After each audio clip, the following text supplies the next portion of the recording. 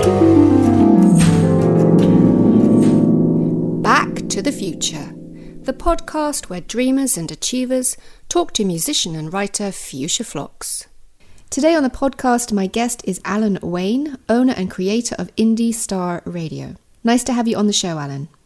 Thank you, Fuschia. Good to be here. And like I was saying off air, I am so humbled that you asked me to do an interview. I'm over the moon. So I'm really looking forward to this. Alan, did you have a childhood dream? Yes, I would. I grew up listening to Southern California radio, and the main voice that I listened to every day in the car, wherever we were going, was Rick Dees in the morning. And I knew that I just wanted to be somebody who I wanted to do that. I wanted to do what Rick was doing, because to me, even as a young child, it just seemed so cool to be able to play good music, to be able to have fun on the air, and to be able to do that as your job 5 days a week. Absolutely.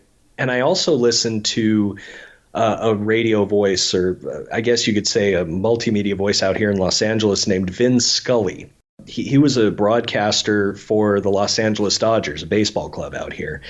And I just loved his delivery and the way he told a story. And I wanted to be the man who replaced Vin Scully. It didn't happen, but I wanted to be that person who was calling baseball games. And once again, that just looked like a really cool thing to do. Absolutely. And how wonderful that, they inspired you as a kid.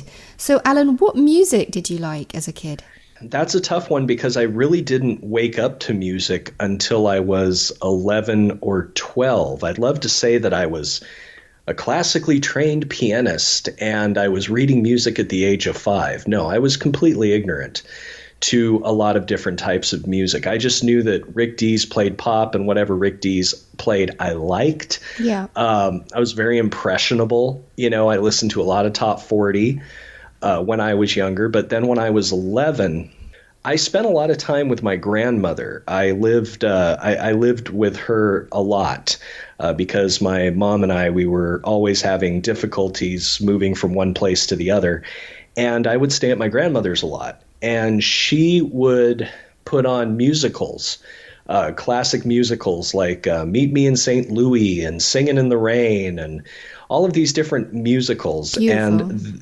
And that actually really shaped my musical development. But when I was 10 or 11, I discovered Nirvana, Metallica, I discovered rock, and that really shaped what I would become later on. So you did have a kind of classical training in a way. I mean, those musicals are fabulous. Yes, in a way. I mean, I could, maybe by osmosis, I just really enjoyed watching the musicals play out, and I just enjoyed watching the theatrics of it all. And the music was there, and I guess it did by osmosis kind of train me to what music is and what I liked and what I didn't like. Fantastic. So the origin of your dream was listening, to these two radio DJs. Yes. Well, yes. Rick Dees was a DJ. Vin Scully was a sports commentator. So, Alan, has your dream changed now that you're older? Do you have a new dream as an adult? That's a story in itself, and I'm going to really abridge it. When I was 14 years old, the only thing I wanted to do was play drums. I really, really just wanted to play drums. I wanted to be Dave Grohl. And I decided, and my parents bought me a drum kit, and I was in a band, and I wanted to be a rock star.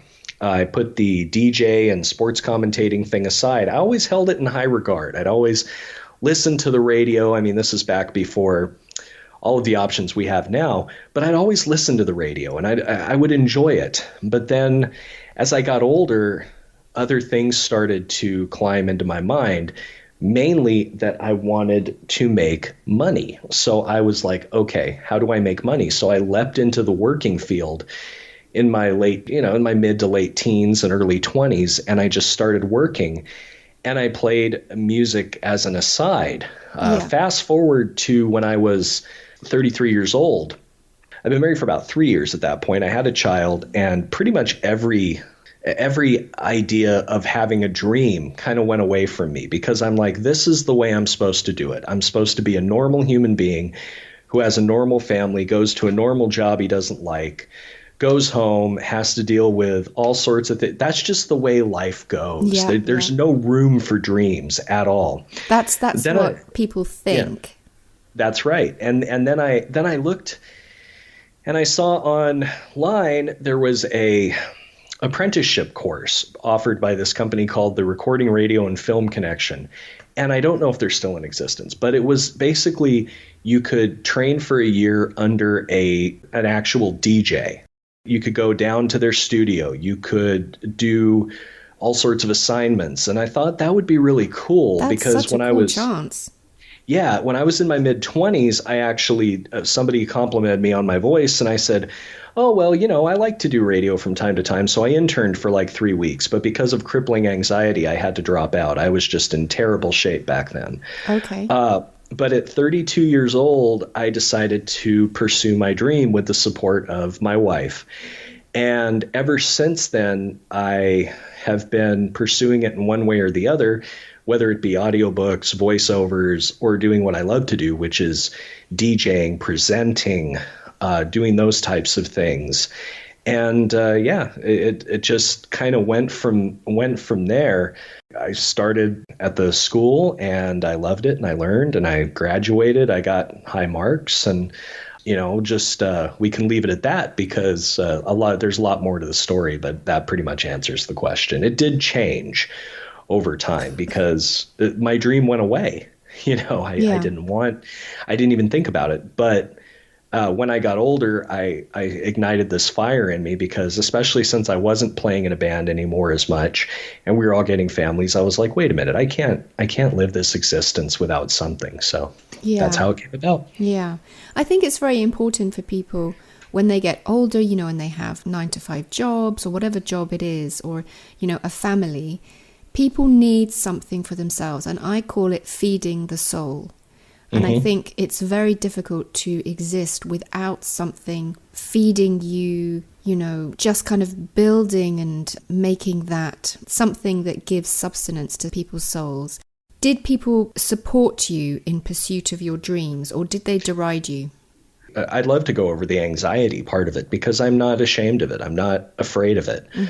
There is a history of mental illness in my family, and I was afflicted pretty badly with it, and it gave me a lot of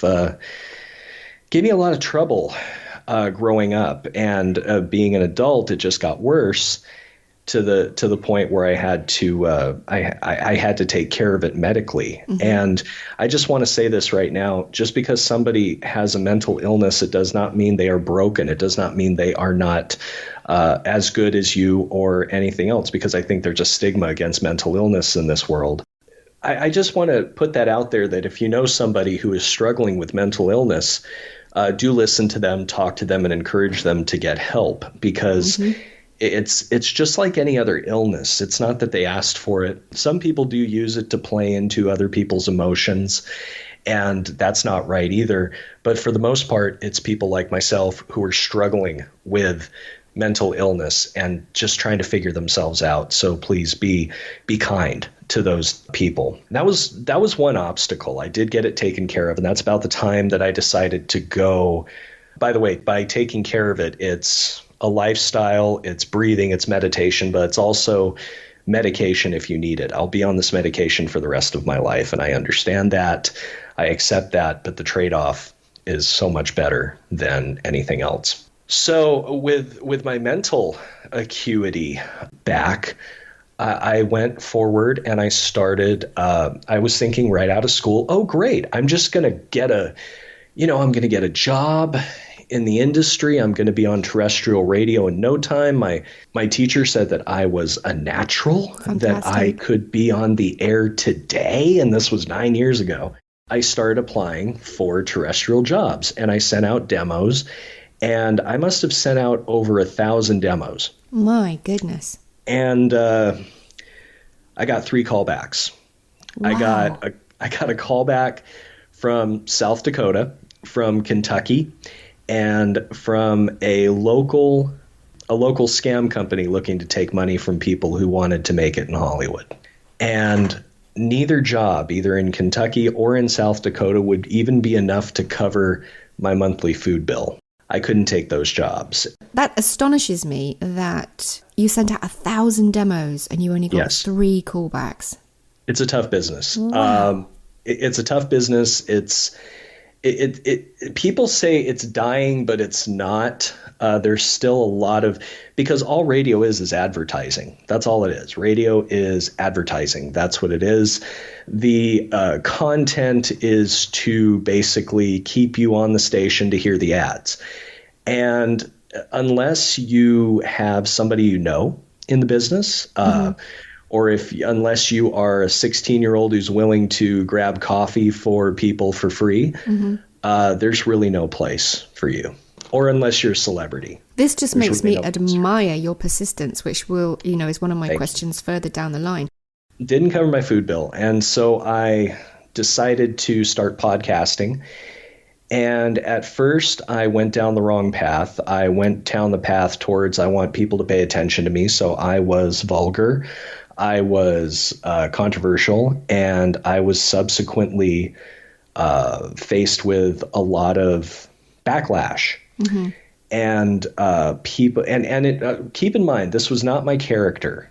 My personal character is, I consider myself a good person. I was playing a character on air, right? And I must have been good at it because people decided to attack my family online. And I think we spoke about this before. Yeah. Yes. And that's when I left. And I had to think things over, and I never got the same response. My family will look at me when I say what I'm doing, and they'll look at me as though I'm a child who just made a drawing that's not very good, but they're going to put it on the fridge because oh, that's such a great description. Because you're like, oh, they tried, but you really aren't thinking that they're going to be an artist. You're just like, well, I can't tell them that they are, that the sun is not orange and that, my hair is not pink. I'm just going to say, oh, honey, that's so great. I'm going to put it on the fridge. And that's the feeling I've gotten not only from my family, but from my friends and from people I know, is that I think I'm doing something really cool. And they're just kind of like, I'll ask, did you listen? Did you listen to what I was doing? It's like, it's just like, it's like saying, hey, did you buy a painting that I made? And you're actually a pretty good painter. And they just look at it and go, But what do you think that is, Alan? Because I've come up against this very same thing. It's this really odd kind of almost resistance to saying, hey, well done.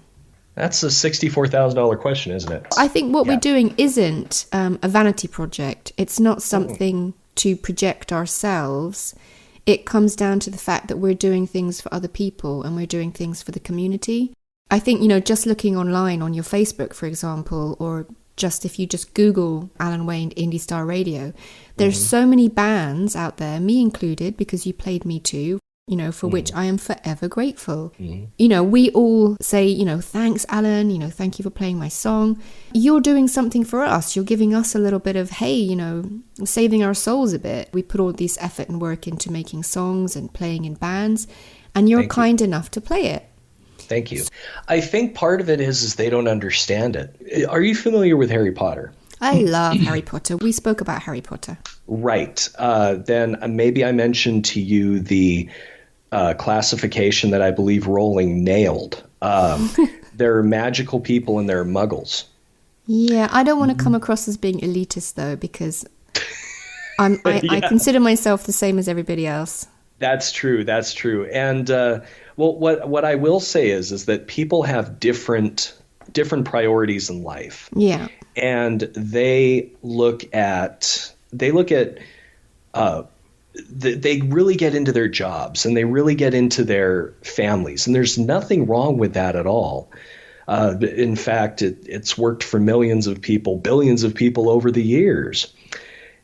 However, there are people in this society who think, well, yes, I can look after my family, I can look after my finances, but I need something else. And I think that might be something that it's just a different language. And I think that people, even though they would appreciate it if they knew the scope and they knew what you were getting into, they don't have the ability to because they're focused on other things. I don't think it's personal at all. I think it's just a matter of different focuses. Absolutely, I agree. I think as well, you hit on something there when you said different. I think that people don't like to say a yes to something that's a little bit different from what they're doing because maybe they just don't get it or they don't see the kind of long-term goal of it. When I started Indie Star Radio, because everybody has a podcast. I'm sure you've heard that. Everybody has a podcast. And it's easy to identify with someone who has a podcast because everyone listens to podcasts. When I started Indie Star Radio, it's a streaming radio station on the internet. And people are like, whoa, okay, wait a minute. I listen to the radio on my car dial and I listen to what's in between the AM and FM frequencies. And I listen to podcasts on my phone. Wait, you're asking me to listen to the radio on my phone? And to some people, that's just kind of like, the mind-blowing emoji. It's like, I don't know if I can do that. It's out of my normal realm. And also when you add that it's independent artists. Yeah. No, I want to, people are like, I trust what the record companies feed me. Yeah, we all want Bieber. It may not be good. It may not even be great. And I've been listening to a lot of pop. I listen to Top 40 consistently. Rick Dees is still doing a Top 40 that I listen to. And yeah, it's good music, but I would put any of these artists up against any of the artists we play any day of the week. Aw, you sweet pie, Alan. No, I'm serious. And honestly, any of these artists we have, they have the skill, the musicianship. They have now I'm not saying all of them, but a good majority of them have the skill and the musicianship to be able to compete with people like Ariana Grande and Olivia Rodrigo. And my daughter actually asked me, she says, why don't we hear these other people on terrestrial radio? And I said, because terrestrial radio wanted Ariana Grande and Olivia Rodrigo for whatever reason. What has been the best and worst of your pursuit of your dreams? Right off the top of my head, the best is being able to find this incredible music that nobody has heard yet and being able to break it and being able to not break it as in, break it as in like put it out in the world and to hear people say, wow, that's a really good song. I mean, that just gives me like, I've discovered something, like I've dug something up and I've discovered something and I've been able to shine light on this artist and I've been able to get them another listener, which is so important. Yeah, you in do. Today's music. But also, the cool thing is when I listen back to something that I've done, I don't think it's there's any shame to it. There's pride in saying I've done a good job. Just seeing my own personal improvement over the past 9 years and being able to put together a full-time radio station with ad breaks and shows and being able to do that. I look at that and I go, wow, you're really doing it. Yeah. You really are. So kudos. Yeah. Well done, man. From, one dreamer to another. Well done. Thank you. The worst part of it is, like we were talking about off air, it seems as though there are people in this world who just by looking at it, don't judge a book by its cover, but it's like you look at something and you get a first impression. Oh, this is the way. There are a lot of creators out there who make fantastic content, whether it be on YouTube, whether it be music, or whether it be what I do. And there are people out there who make fantastic content, but they're playing to an empty room.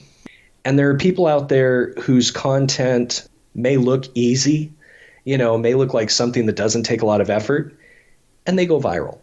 And it's just kind of one of those things where you're like, somebody goes viral in 5 minutes, I've gone 5 years. You know, I'm an It impatient depends what you person. want as well, though. Exactly. Yeah. I'm an impatient person in some aspects. And that is part of my impatience, is that I know that I have great artists. I know that I have a good platform. How did Indie Star Radio get created? Well, 2017 was a horrible year for me. In May, I lost my mother. She passed away. And then just a couple months after that, my grandmother, her mother, passed away. And we believe it was because of a broken heart. Oh, that's dreadful. So I dealt with those. And it was really at that time, my podcasting hadn't been going very well. It was at that time I said, okay, I had sold off all my equipment and I decided that I was done. And one night as I was washing dishes, I'll never forget this. One night as I was washing dishes, this is in September, I believe, of 2017, I get an email on my phone and I look at it and it says, "Are you accepting musical submissions?" And I was thinking, oh gosh, I forgot to delete my Spreaker account. I got to do that, because people were finding me and they were seeing that I was playing independent music. And I got this piece of music and I was like, this is incredible.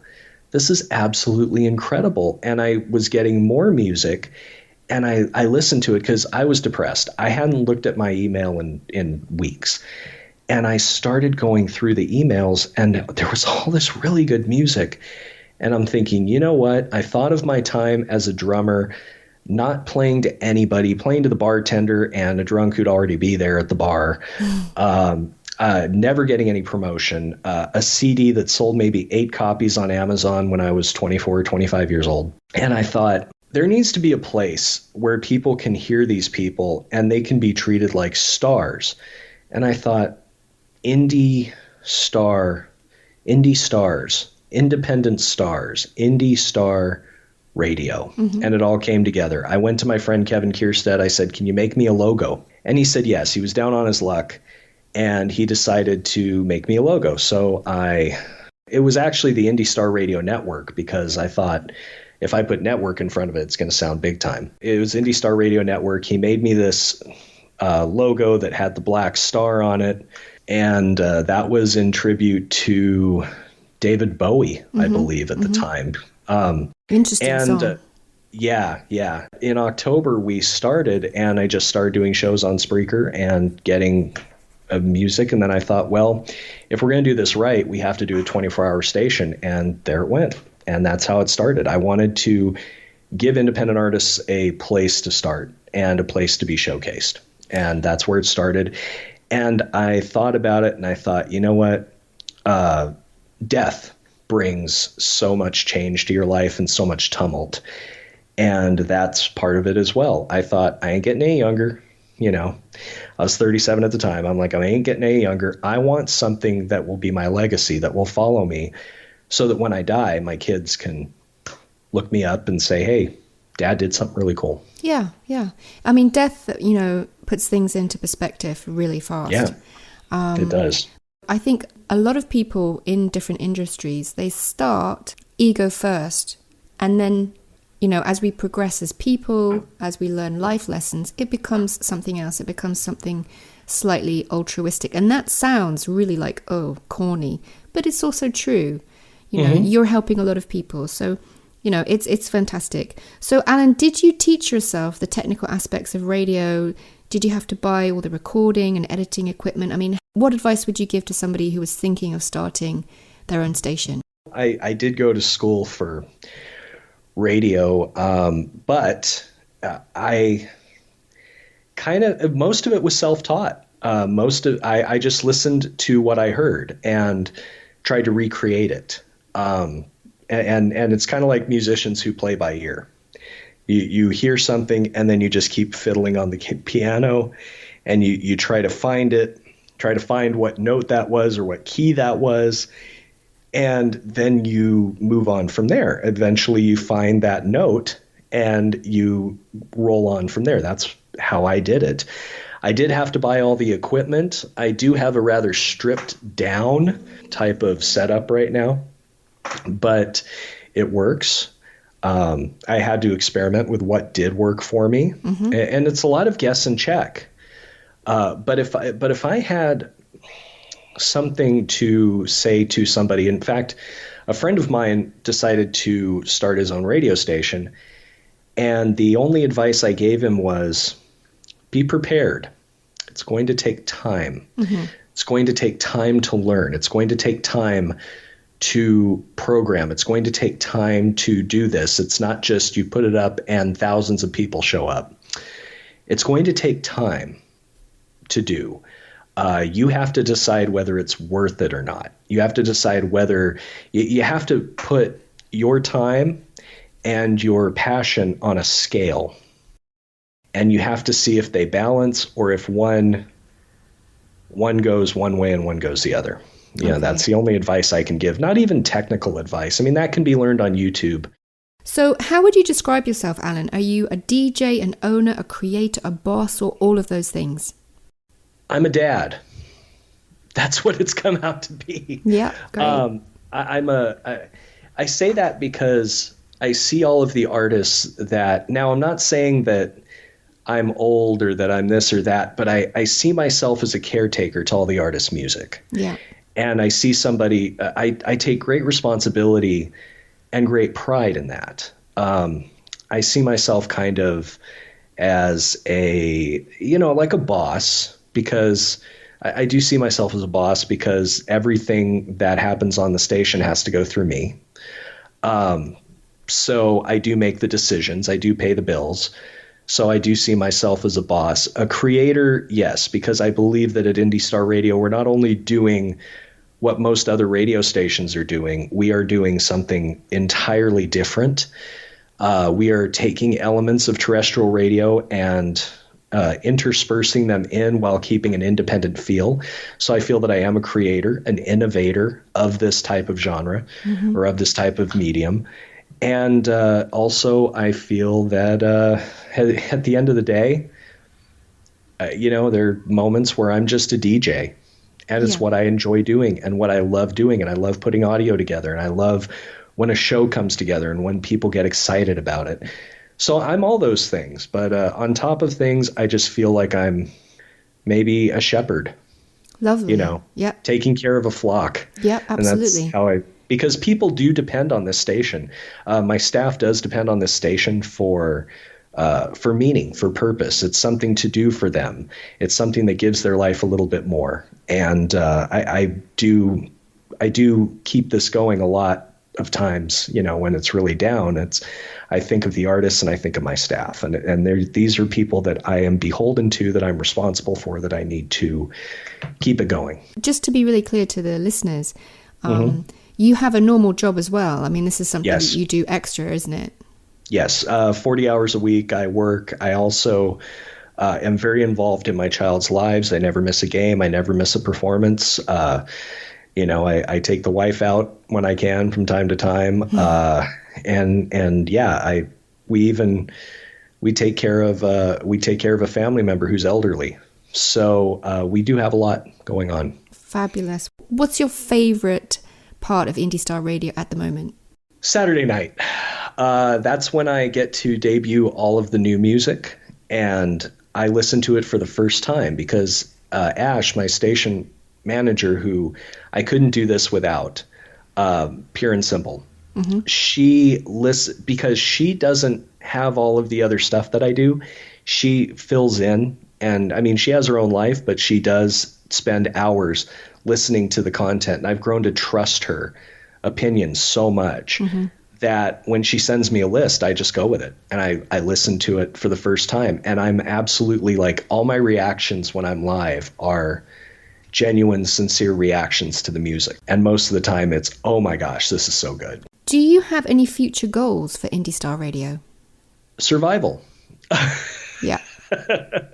That's pretty much it. In today's day and age, it's hard to keep something like this going. We've been lucky to have patrons. We run solely on the generosity of others, and there are costs. Even though we are very bare bones here, there are costs to run the station. My future goal is more engagement, more and to continue what we're doing, and to kind of change the perception of independent music to something where people don't see it as any different than what you hear on terrestrial or top 40, because it really isn't. Do you feel that you've made your dreams come true? Yes. Yes. I may never be famous. I may never be infamous. I may never get 1 million views on YouTube or 100,000 likes on TikTok. I may never make a living at this. But when all is said and done, I believe that I've created something phenomenal that's brought purpose into people's lives, that's brought joy into people's lives, and that's rewarded people for creating their art. And when you get to the end of it, there's nothing better than that. Alan, would you encourage others to pursue their dreams? Yes. That's a multi-layered. The end answer is yes, always. Pursue your dreams. However, do not lose sight of what's in front of you. Like Casey Kasem once said, or always said, keep your feet on the ground, but keep reaching for the stars. You need to pursue your dreams, love them, but also realize, and I've been guilty of this myself, that you may have a family and friends and other aspects of your life. Because in order to have a full life, you need to have these relationships, and you need to have a well-rounded life. So I would say, yes, pursue your dreams, but proceed with caution. Make sure that the people around you know that they are loved. Make sure the people around you know that they are valued, and get their blessing when you are doing anything that may take a long time. Yeah, that is beautiful advice. Really beautiful advice, and really sensible. So, in your opinion, what qualities does it take to achieve that dream success? It takes toughness. It takes, you have to have a terrible memory, because there are going to be people who you almost have to not pay attention to anything. You have to have blinders on, and you also have to have a terrible memory for things that are bad, but retain the things that are good. It takes tenacity. It takes courage. It takes some sort of acumen in what you're doing, because if I had a voice that was like this, I couldn't do radio, So you make sure that you have a good foundation for what it is you're doing. Mm-hmm. And make sure it's something you enjoy, and really search your soul. Make sure that this is what you want to do. And then make sure all those boxes are checked. And then you can proceed without guilt and without frustration. Again, great advice, Alan. Just listening to you, I think it's wonderful that, as a boy, you admired, the sports broadcaster, the radio DJ, and you thought, wow, that sounds like a cool dream. And, you must have gone off on other kind of paths in your life, but somehow that dream, that desire has created Indie Star Radio. You're playing indie musicians and singers, and you found a purpose. And I think that's so admirable. Thank you. And I wish everybody could do that. Everybody would have the courage and the tenacity, the determination, the perseverance to do that. Thank you so much for being on the show.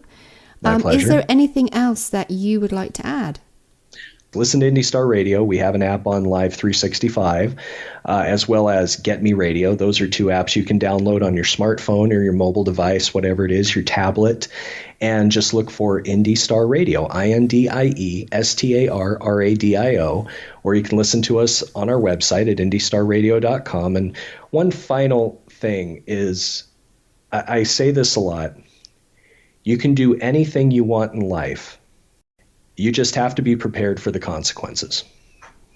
Okay, that sounds a bit scary. What do you mean by consequences? I'm going to play some dramatic music. Dun, dun, dun, dun, dun, dun, dun. Consequences. What I mean is you can put yourself out there, but you have to be prepared for all of the wonderful praise you receive, because a lot of people aren't very, very good at taking praise. And you also have to be prepared for the people out there who are just going to skewer you. Once you take all the chains off, never say can't. It's all within your range. It's just a decision of what consequences, positive or negative, will come from it. Is Yes, there one person on Indie Star Radio that you would like to mention today as a standout musician, singer, or artist? Fuschia Phlox. No. Although you are fantastic. You are fantastic. We don't hear enough from you, as a matter of fact. We need more of your music. That's very kind, but I was thinking, is there somebody else that you've heard recently that you think, wow, these guys are really good? That is so hard. It's like saying which one of your children is your favorite. That's a tough question.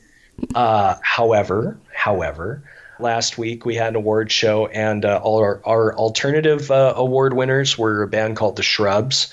They've always been great to us. We also had a country music winner, young lady by the name of Jennifer Alvarado. She is not only a wonderful artist, but an amazing person as well. GFM won the Rock Award. They are really destined for big things. The Pop Award went to Council, a group called Council. They're phenomenal. They're always doing things. And Promotional Partner of the Year, a new category, Danny Death Disco won that. And we're so grateful to all of our promotional partners for sending us all sorts of great music. Other than that, my staff's incredible. All the musicians are phenomenal because they trust us with their dream, and we hope to give it the respect it deserves. That's super. So we're dream makers, dream chasers, and dream keepers. Exactly. Fantastic. Alan, thank you so much for being on the show today. You're welcome. If you've been listening to this interview and you want to check out more about how you can help Indie Star Radio, just visit our website, indiestarradio.com. There's Support ISR tab at the top, and you can see about being a patron or making a one-time gift. Anything is accepted. That was Alan Wayne from Indie Star Radio, Los Angeles, California. I'm now going to play you one of my own tunes called Low Lit Valentine, played simply on acoustic guitar and recorded here in my home studio.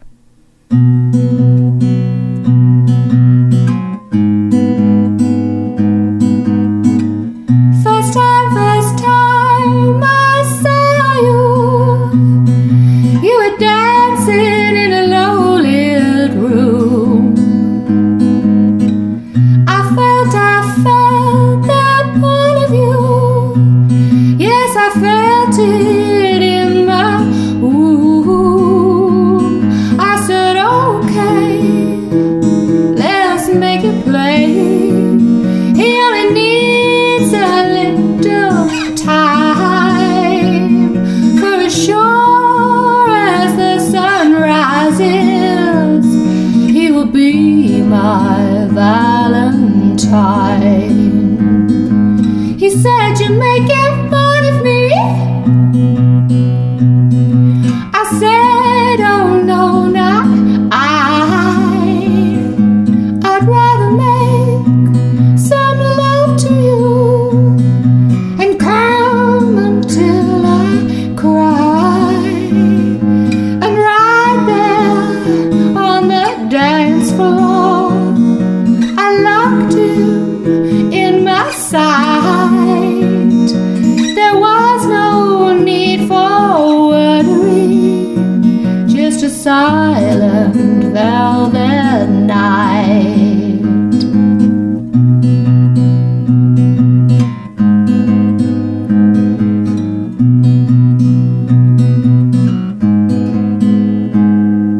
All the stars were shimmering as I took my Valentine.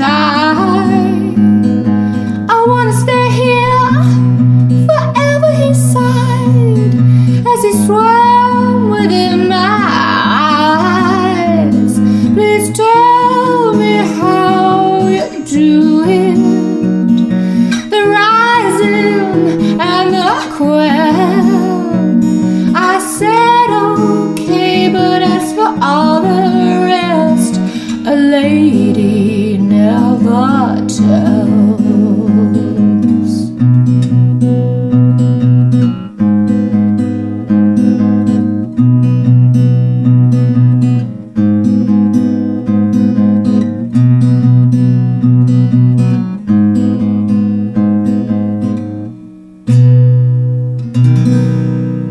You can follow me, Fuschia Phlox, on my social media, subscribe to any of my channels, or check out my website fuschiaphlox.wixsite.com/fuschia. You can download my music on iTunes, Apple Music, Amazon and Spotify, and on all good online music retailers. You can find all my books for adults and children on Amazon. If you want to donate to your favourite charity at the same time for no extra price, you can get my books on smile.amazon.co.uk. Do what makes you happy. Be true to yourself.